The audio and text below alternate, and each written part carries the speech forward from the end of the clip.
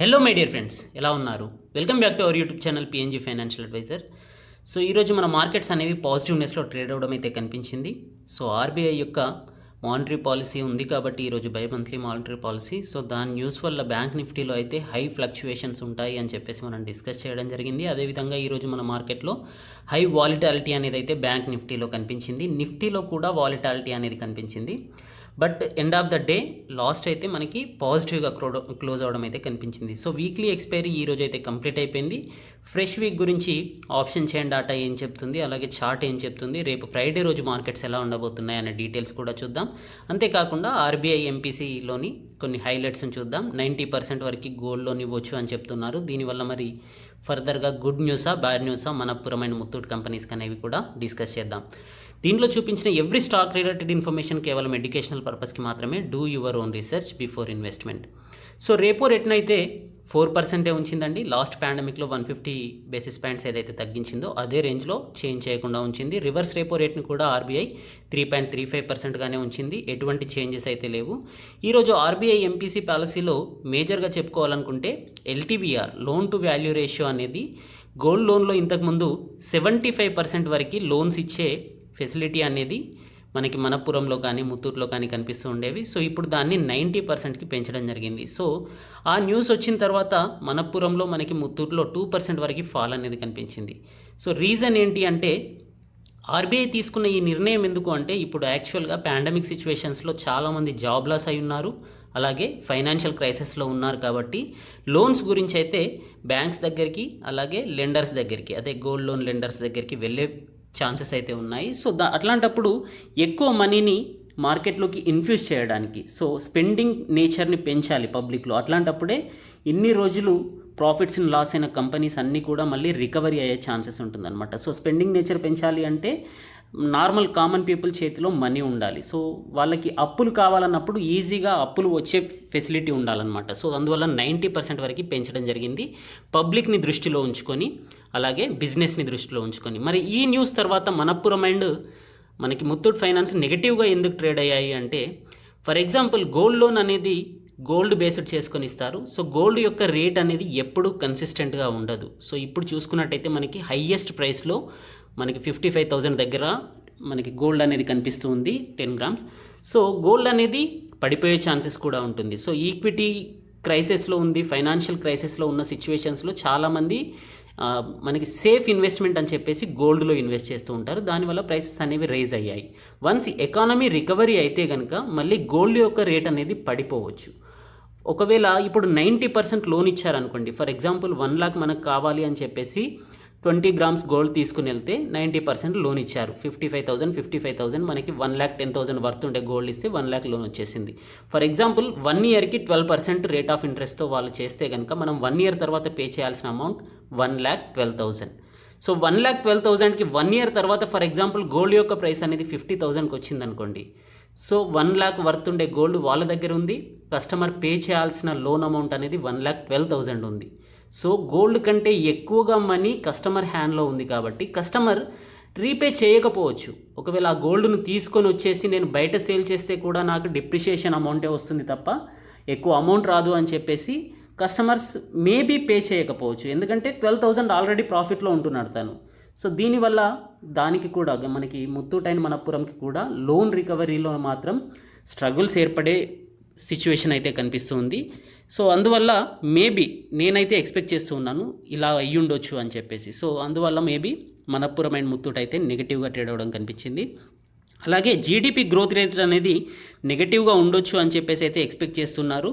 మనకి rating agency అయిన ఈక్రా ఏదైతే ఎస్టిమేట్ చేసిందో 5% కాంట్రాక్షన్ ఉండొచ్చు అని చెప్పేసి ప్రీవియస్ ఎస్టిమేట్ కంటే ఇప్పుడు మాత్రం 9.5% వరకు నెగిటివ్గా జీడిపి రేట్ అనేది ఉండొచ్చు అని చెప్పేసి చెప్తూ ఉంది. అలాగే మనకి ఇన్ఫ్లేషన్ రేట్ అనేది మార్చ్లో చూసుకున్నట్టయితే 5.8% ఉండింది. ఏప్రిల్లో లాక్డౌన్ సిచ్యువేషన్స్ వల్ల 7.2%కి పెరగడం జరిగింది. సో జూన్లో చూసుకున్నట్టయితే కాస్త తగ్గడం అయితే కనిపిస్తుంది. సో 6.1% వరకు తగ్గడం కనిపిస్తుంది, ఎందుకంటే లాక్డౌన్ని లిఫ్ట్ చేశారు కాబట్టి.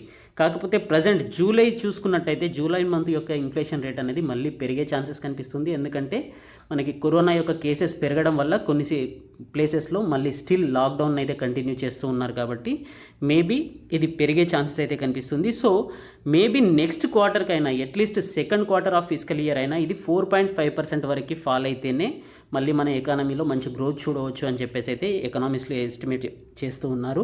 అదేవిధంగా ఫైనాన్స్ మినిస్ట్రీ నిన్న ట్యూస్డే రోజు ఏదైతే మీటింగ్లో చెప్పిందో స్టిల్ మన ఇండియన్ యొక్క ఎకానమీ అనేది ఫ్రాగిల్ సిచ్యువేషన్స్లో, అంటే స్టిల్ ఇట్ ఈజ్ సెన్సిటివ్ మూడ్లోనే ఉంది, మనకి హర్డల్స్ అనేవి ఇంకా ముందున్నాయి అని చెప్పేసి అయితే చెప్తూ ఉన్నారు. అదేవిధంగా ఈరోజు రిజల్యూషన్ ప్లాన్ని December 31, 2021కి అప్లై చేయండి అని చెప్పేసి, దాన్ని సబ్మిట్ చేయండి అని చెప్పేసి, కమింగ్ 180 డేస్లో దీన్ని ఇంప్లిమెంట్ చేయాలి అని చెప్పేసి, లోన్ రీస్ట్రక్చరింగ్ ప్లాన్ ఏదైతే ఉందో దీన్ని ఇంప్లిమెంట్ చేయమని చెప్పేసి అయితే ఆర్బీఐ గవర్నర్ గారు ఈరోజు బ్యాంక్స్కి అయితే చెప్పడం జరిగింది, ఎవరైతే లెండర్స్ ఉన్నారో వాళ్ళు. దీని వెనకాల రీజన్ ఏంటి అంటే మనకి రీపేమెంట్ కల్చర్ అనేది ఆల్రెడీ మోరటోరియం 1, మోరటోరియం 2 వల్ల తగ్గిపోయింది, ప్లస్ జాబ్ లాసెస్ వల్ల చాలామందికి శాలరీస్ అనేవి ఆగిపోయాయి. సో మోరటోరియం 3.0ని ఎక్స్పెక్ట్ చేస్తున్నా కూడా ఈరోజు అయితే దాని గురించి ఎటువంటి న్యూస్ రాలేదు. సో మోరటోరియం 3.0 ఉండకపోవచ్చు, ఎందుకంటే ఈ లోన్ రీస్ట్రక్చరింగ్ ప్లాన్ ఏదైతే ఉందో దీన్ని ఇంప్లిమెంట్ చేస్తున్నారు కాబట్టి.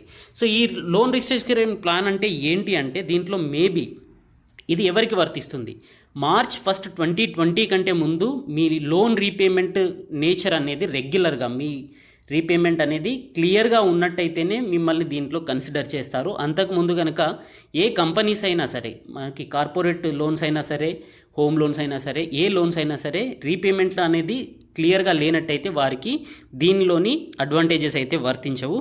సో దీన్ని ఈజీనెస్ చేయడానికి, పబ్లిక్లో ఎవరి దగ్గర అయితే క్యాష్ లేదో వాళ్ళకి ఈజీగా లోన్స్ని రీపే చేయడానికి అని చెప్పేసి మ్యాక్సిమం 2 years వరకు కూడా మీరు మోరటోరియం పీరియడ్ని ప్రొవైడ్ చేయవచ్చు. లేదంటే ఇంట్రెస్ట్ రేట్ ఏదైతే ఉందో లోన్ యొక్క ఇంట్రెస్ట్ రేట్ని డిఫరెంట్ క్రెడిట్ ఫెసిలిటీగా మార్చవచ్చు. సో దాన్ని కూడా మేబీ అనదర్ లోన్గా కన్సిడర్ చేస్తూ మీరు దానికి సెపరేట్గా ఈఎంఐ తీసుకోవచ్చు. లేదంటే హెయిర్ కట్ కూడా చేయవచ్చు లోన్లో నుంచి ఇంట్రెస్ట్ రేట్ని. అదర్వైజ్ లోన్ యొక్క టెన్యూర్ని పెంచుతూ ఈఎంఐని తగ్గించవచ్చు. ఇవన్నీ ఫెసిలిటీస్ అనేవి దీంట్లో ఏదైనా సరే, అంటే దీన్ని కన్సిడర్ చేస్తూ వీళ్ళైతే December 31 లోపు ఆర్బీఐకి దీన్ని సబ్మిట్ చేస్తారు. ఆ తర్వాత అప్రూవల్ చేసిన తర్వాత మనకి దీంట్లో నుంచి ఏవైనా ఫెసిలిటీస్ మనకి లోన్లో రీపేమెంట్ స్ట్రక్చర్లో చేంజెస్ అయితే వచ్చే ఛాన్సెస్ అయితే కనిపిస్తుంది. ఇది అందరికీ వర్తించదు. ఎవరి క్రెడిట్ స్కోర్ అయితే క్లియర్గా ఉందో March 1, 2020 కంటే బిఫోర్ వాళ్ళకి వర్తిస్తుందన్నమాట. సో దీన్ని కమింగ్ 180 డేస్లో, అంటే 6 monthsలో దీన్ని ఇంప్లిమెంట్ చేయమని అయితే చెప్తూ ఉన్నారు. వోడాఫోన్ యొక్క రిజల్ట్ చూసినట్టయితే మనకి 9.3% రెవెన్యూలో ఫాలింగ్ కనిపించింది. 25,460 crores నెట్ లాస్ని చూపించిందండి. ప్రీవియస్ ఇయర్ సేమ్ క్వార్టర్లో 11,643 crores లాస్ చూపించిన కంపెనీ ప్రజెంట్ చూసుకున్నట్టయితే ఆల్మోస్ట్ మనకి డబల్ కంటే ఎక్కువగా 25,000 crores కంటే ఎక్కువగా లాసెస్ అయితే చూపించడం జరిగింది. సో నెగటివ్గా ఉంది. అలాగే పిడిలైట్ ఇండస్ట్రీస్ యొక్క రిజల్ట్స్ కూడా నెగటివ్గా ఉన్నాయి. 95% ఫాల్ అనేది మనకి ప్రాఫిట్లో కనిపిస్తుంది. 294 crores లాస్ట్ June 2019లో చూపిస్తే ప్రజెంట్ జూన్ క్వార్టర్ 2020లో 15.8 crores ప్రాఫిట్స్ అనేవి పడిపోవడం జరిగింది. రెవెన్యూలో కూడా 56% ఫాల్ అనేది కనిపిస్తుంది. 2016 crores నుంచి 877 crores రెవెన్యూ పడిపోయింది. దీపక్ నైట్రేట్స్ చూసుకున్నా కూడా ఆపరేటింగ్ ప్రాఫిట్ మార్జిన్ అనేది బాగున్నా నెట్ లాస్ అయితే మనకి నెట్ ప్రాఫిట్ అయితే తగ్గడం కనిపిస్తుంది. 131 crores నుంచి 98 crores తగ్గింది. ఇయర్ ఆన్ ఇయర్ చూసుకున్నట్టయితే 24% ఫాల్ అనేది కనిపిస్తుంది. రెవెన్యూలో కూడా ఆల్మోస్ట్ 20% వరకు ఫాల్ అనేది దీపక్ నైట్రేట్స్లో కనిపిస్తుంది. టొరంటో పవర్ అనేది మంచి రిజల్ట్స్ని అయితే పోస్ట్ చేసింది. సో ప్రీవియస్ సేమ్ జూన్ క్వార్టర్లో చూసుకున్నట్టయితే 2019లో 275 crores ఉండేది.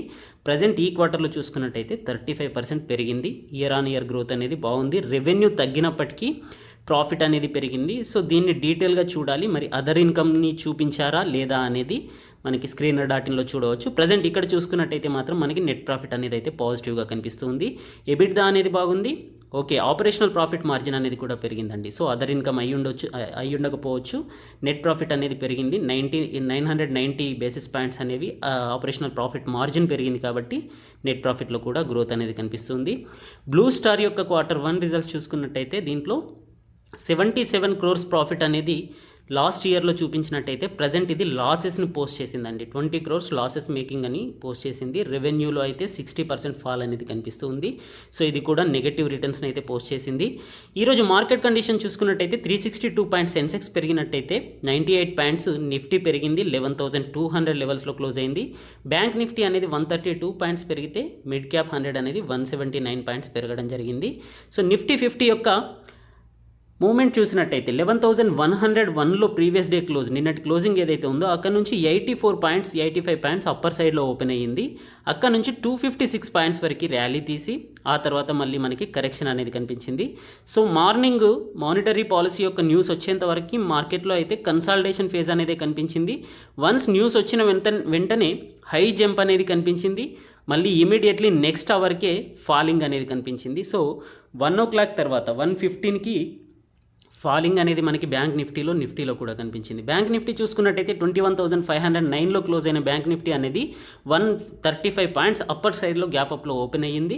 సో అక్కడ నుంచి 21,926 వరకు వెళ్ళింది. సో 22,000 లెవెల్స్ని అయితే టచ్ చేయలేకపోయింది ఈ రోజు కూడా. సో మన చార్ట్లో ఆల్రెడీ మనం రెసిస్టెన్స్ పాయింట్స్ 21,930 లెవెల్స్లో ఉంటుంది అని చెప్పడం జరిగింది. సో దాని గురించిన డీటెయిల్స్ కూడా చూద్దాం. సో రిటర్న్స్ చూసినట్టయితే మనకి నిఫ్టీ అనేది 3 monthsలో 21% రిటర్న్స్ ఇచ్చింది. బ్యాంక్ నిఫ్టీ అనేది 3 monthsలో 14% రిటర్న్స్ ఇచ్చింది. సో బ్యాంక్ నిఫ్టీలో కూడా కాస్త మూమెంట్ అయితే కనిపిస్తుంది పాజిటివ్గా. సో ఈరోజు సెక్టర్ వైజ్గా చూసుకున్నట్టయితే IT sector 1.78%, metal 1.37%, FMCG 1.37%, pharma 1.24% పాజిటివ్గా ట్రేడ్ అయితే పిఎస్యు బ్యాంక్ అండ్ ఇన్ఫ్రాస్ట్రక్చర్ మాత్రమే నెగటివ్గా ట్రేడ్ అవ్వడం కనిపించింది. సో పిఎస్యు బ్యాంక్లో ఎస్బీఐ అనేది నెగటివ్గా ట్రేడ్ అవ్వడం అనేది మనకి overall PSU public sector banking యొక్క సెక్టార్కి నెగటివ్నెస్ అనేది చూపించడం జరిగింది. సో ఈరోజు హైయెస్ట్ గెయినర్స్ చూసుకున్నట్టయితే ఇన్ఫోసిస్ 2.77% పెరిగితే Bajaj finance 2.55%, Gayle 2.52%, HCl technology అనేది 2.4% పెరగడం జరిగింది. ఫాలింగ్ సైడ్ చూసుకున్నట్టయితే శ్రీ సిమెంట్స్ 1.7% ఫాల్ అయితే Eicher Motors 1.2%, Adani ports 1%, M&M అనేది మహీంద్రా అండ్ మహీంద్రా అనేది 0.75% ఫాలింగ్ అనేది కనిపించింది. ఎఫ్ఐఐ డిఐఐ డేటా చూసుకున్నట్టయితే క్యాష్ సెగ్మెంట్లో ఎఫ్ఐఐ 637 crores బై చేశారు. డిఐఎస్ నెట్ సెల్లర్స్గా ఉన్నారు. 468 crores సేల్ చేయడం జరిగింది. ఇండెక్స్ ఫ్యూచర్స్లో, ఇండెక్స్ ఆప్షన్స్లో ఎఫ్ఐఐ యొక్క బయింగ్నెస్ అనేది పెరుగుతూ కనిపిస్తుంది. స్టాక్ ఫ్యూచర్లో చూసుకున్నట్టయితే సెల్లింగ్ అనేది కనిపించింది. సో ఇండియా విఐఎక్స్ అనేది తగ్గుతూ కనిపిస్తుంది. సో వాలటాలిటీ అనేది తక్కువగా ఉండొచ్చు. మనం చార్ట్ చూసుకున్నట్టయితే ఇది ఎస్టర్డే చార్ట్, దీంట్లో ఎటువంటి చేంజెస్ లేవు. సో ఎస్టర్డే మనం already support and resistance levels చూసాం చూడండి. ఈరోజు క్లోజింగ్ పాయింట్ డార్క్ బ్లూలో కనిపిస్తుంది 11,199. అలాగే మన రెసిస్టెన్స్ లెవెల్ చూసినట్టయితే 11,200 లెవెల్స్, అంటే సేమ్ లెవెల్లో ఈరోజు మార్కెట్ అనేది క్లోజ్ అవ్వడం కనిపిస్తుంది. సో డౌన్ సైడ్ సపోర్ట్ ఎక్కడ ఉంటుంది అని చెప్పామంటే 11,030 లెవెల్స్లో సపోర్ట్ ఉంటుంది అని చెప్పాం.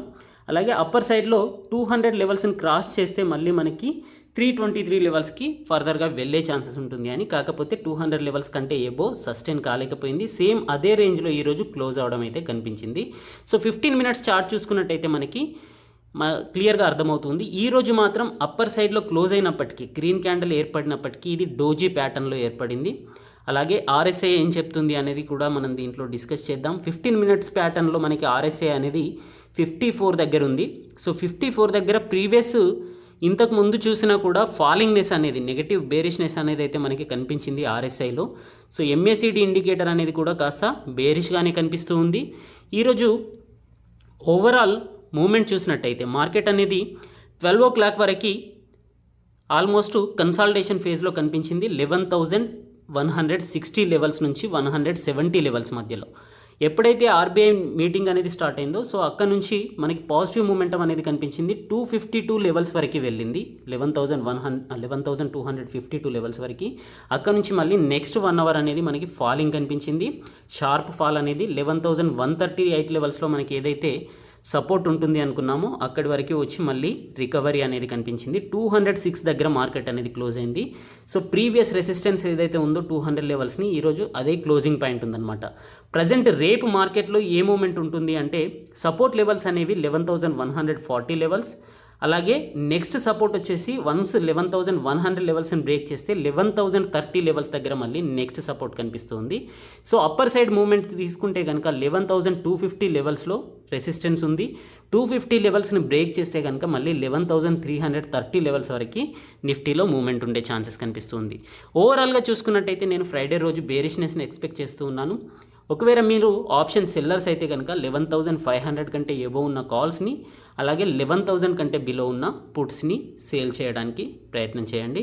అలాగే ఆప్షన్ చైన్ డాటాలో కూడా చూద్దాం పుట్ కాల్ రేషియో ఎలా ఉంది అని చెప్పేసి. బ్యాంక్ నిఫ్టీ చూసుకున్నట్టయితే ఎస్టర్డేస్ మనకి ట్రెండ్ లైన్స్ చూసుకున్నట్టయితే అప్పర్ సైడ్లో 21,640 లెవెల్స్లో రెసిస్టెన్స్ ఉంటుంది అని చెప్పుకున్నాం. సో ఈరోజు closing price same 10 points below 21,631 దగ్గర క్లోజ్ అయింది. డోజీ ప్యాటర్న్ ఏర్పరిచింది. సో అప్పర్ సైడ్ 21,920 లెవెల్స్లో 915 లెవెల్స్లో రెసిస్టెన్స్ ఉంటుంది అని చెప్పుకున్నాం. సేమ్ మార్కెట్ అనేది ఈరోజు 915 లెవెల్స్ వరకు వెళ్ళి మళ్ళీ రివర్స్ ట్రెండ్ అనేది అయితే కనిపించింది. 22,000 అయితే క్రాస్ చేయలేకపోయింది. సో 22,000 దగ్గర మనకి స్ట్రాంగ్ సెల్లింగ్ ప్రెషర్ అనేది కనిపిస్తుంది. అలాగే బయ్యింగ్ ప్రెషర్ అనేది మనకి 21,000 దగ్గర నుంచి 21,500 దగ్గరికి షిఫ్ట్ అయింది కదా. ప్రజెంట్ చూసుకున్నట్టయితే 15 మినిట్స్ క్యాండిల్ స్టిక్ ప్యాటర్న్లో చూద్దాం. బయ్యింగ్ ప్రెషర్ అనేది 21,400 లెవెల్స్ నుంచి 500 లెవెల్స్ మధ్యలో కనిపిస్తూ ఉంది. సో 21,500ని బ్రేక్ చేయడం అనేది కాస్త కష్టంగానే ఉంది. అలాగే అప్ సైడ్ చూసుకున్నట్టయితే 22,000 లెవెల్స్ని క్రాస్ చేయడం కూడా బ్యాంక్ నిఫ్టీలో మూమెంట్ అనేది చాలా హార్డ్గానే కనిపిస్తుంది. ఓవరాల్గా మనకి బ్యాంక్ నిఫ్టీలో చూసుకున్నట్టయితే present 15 minutes candle stick pattern చూసుకున్నా కూడా నెక్స్ట్ డే మూమెంట్ అయితే నెగటివ్గా ఉండే ఛాన్సెస్ కనిపిస్తుంది. సో ఓపెనింగ్ ప్రైస్ అనేది 600 లెవెల్స్లోనే ఓపెన్ అవ్వచ్చు, 600 నుంచి 700 మధ్యలో. ఆ తర్వాత మళ్ళీ మనకి కరెక్షన్ వైపు మార్కెట్ అనేది మూవ్ అయ్యే ఛాన్సెస్ అయితే కనిపిస్తుంది 21,250 సైడ్కి. ఒకవేళ 21,250 లెవెల్స్లో మంచి సపోర్ట్ తీసుకుంటే కనుక సపోర్ట్ లైన్ అనేది మనకి 21,250 లెవెల్స్లో కనిపిస్తుంది. సో ఫర్దర్గా మూమెంట్ అనేది మళ్ళీ అప్ సైడ్ వెళ్ళొచ్చు. ఒకవేళ మార్కెట్లో పాజిటివ్ మూమెంట్ ఉంటే కనుక 21,750 లెవెల్స్ కంటే ఏబో మార్కెట్ ఓపెన్ అయ్యి హాఫ్ అన్ అవర్ వరకు సస్టైన్ అవ్వగలిగితే కనుక 21,900 లెవెల్స్లో మళ్ళీ మనకి రెసిస్టెన్స్ అనేది ఉంది. దాన్ని బ్రేక్ చేసినట్టయితే 22,230 లెవెల్స్లో నెక్స్ట్ రెసిస్టెన్స్ కనిపిస్తుంది. సో 22,000ని బ్రేక్ చేసింది అంటే కనుక స్ట్రాంగ్ వాల్యూమ్స్తో 22,200 లెవెల్స్ని కూడా మనం కమింగ్ డేస్లో ఎక్స్పెక్ట్ చేయవచ్చు. ఫ్రైడే రోజు మాత్రం నేను బేరిష్నెస్ ఎక్స్పెక్ట్ చేస్తూ ఉన్నాను. ఎందుకంటే ఫ్రెష్ మార్కెట్ ఎంట్రీస్ కాబట్టి నెక్స్ట్ వీక్కి ఫ్రెష్ ఎంట్రీస్ ఉంటాయి కాబట్టి సో బేరిష్ సైడ్ అయితే మార్కెట్ని తీసుకెళ్లే ఛాన్సెస్ అయితే కనిపిస్తుంది. ఒకవేళ డౌన్ సైడ్ వెళ్తే 21,250 లెవెల్స్ తర్వాత మళ్ళీ మనకి సపోర్ట్ అనేది 21,020 లెవెల్స్లో కనిపిస్తుంది. సో దీంట్లో ఆర్ఎస్ఐ చూసుకున్నా కూడా 50 లెవెల్స్లో ఉంది చూడండి. 50 లెవెల్స్లో మళ్ళీ మనకి చాలాసార్లు నెగటివ్ ట్రెండ్ అనేది కనిపించింది. ఆగస్ట్ ఫస్ట్ వీక్లో చూసుకున్నా కూడా, ఆ తర్వాత ఆగస్ట్ 6th 5th బిట్వీన్లో చూసుకున్నా కూడా 50 లెవెల్స్కి ఆర్ఎస్ఐ వచ్చినప్పుడల్లా మళ్ళీ మనకి ఫాలింగ్ అనేది కనిపించింది. సో ఫర్దర్గా నేను కూడా రేపు నెగటివ్నెస్ ఎక్స్పెక్ట్ చేస్తున్నాను. సో ఆప్షన్ చైన్ డాటా చూసుకున్నట్టయితే ఓపెన్ ఇంట్రెస్ట్ ఎక్కడ ఉంది చూద్దాం. పుట్ కాల్ రేషియో చూసినట్టయితే మనకి బ్యాంక్ నిఫ్టీలో 22,000 లెవెల్స్లో మనకి కాల్ రైటర్స్ అనేవాళ్ళు హెవీగా కనిపిస్తూ ఉన్నారు. డౌన్ సైడ్ చూసుకున్నట్టయితే 21,500 స్ట్రైక్ ప్రైస్ దగ్గర పుట్ రైటర్స్ కనిపిస్తూ ఉన్నారు. నెక్స్ట్ 21,000 లెవెల్స్లో పుట్ రైటర్స్ ఎక్కువగా కనిపిస్తూ ఉన్నారు. సో కాల్ రైటర్స్ అనేది హెవీగా 22,000 లెవెల్స్లో ఉంది కాబట్టి 22,000 లెవెల్స్ని బ్యాంక్ నిఫ్టీ క్రాస్ చేయడం అనేది చాలా కష్టంగా ఉండొచ్చు. ఇది 13th ఆగస్ట్ ఎక్స్పైరీకి, నెక్స్ట్ వీక్ ఎక్స్పైరీకి. సో పీసీఆర్ రేషియో చూసుకున్నట్టయితే 0.88 అనేది కనిపిస్తుంది. సో 0.88 అనేది మనకి బేరిష్ నెగెట్స్కి ఇండికేషన్ అనమాట. సో 1 కంటే బిలో ఉంది కాబట్టి. సో మనకి మ్యాక్సిమం పెయిన్ పాయింట్ వచ్చేసి 21,700 లెవెల్స్ నుంచి 21,600 లెవెల్స్లో కనిపిస్తూ ఉంది. సో 21,500 లెవెల్స్కి పుట్ రైటర్స్ అయితే ఎక్కువగా ఉన్నారు, అంతకంటే బిలోకి వచ్చే ఛాన్సెస్ కనిపించట్లేదు. వన్స్ 21,500ని బ్రేక్ అయింది అంటే కనుక మళ్ళీ నెక్స్ట్ మనకి 21,000 దగ్గరే మనకి పుట్ రైటర్స్ కనిపిస్తూ ఉన్నారు కాబట్టి ఫాలింగ్ అనేది హెవీగా ఉండే ఛాన్సెస్ ఉంది. అప్పర్ సైడ్ అయితే 22,000 దగ్గర మనకి హెవీ వాల్యూమ్స్లో కాల్ రైటింగ్ అనేది బ్యాంక్ నిఫ్టీలో కనిపించింది. నిఫ్టీలో చూసుకున్నట్టయితే పీసీఆర్ రేషియో అనేది 1.18 ఉంది. సో నిఫ్టీలో మాత్రం బుల్లిష్నెస్ అనేది కనిపిస్తూ ఉంది. ఎందుకంటే చూడండి పుట్ సైడ్ మనకి ఓపెన్ ఇంట్రెస్ట్ అనేది హెవీగా ఉంది. సో మార్కెట్ని ఫాలో అవ్వనివ్వకుండా అయితే పుట్ సైడ్ మనకి ఈ హెవీ వాల్యూమ్స్ అనేవి కనిపిస్తూ ఉన్నాయి. హైయెస్ట్ పెయిన్ పాయింట్ అనేది 11,200 దగ్గర ఉంది.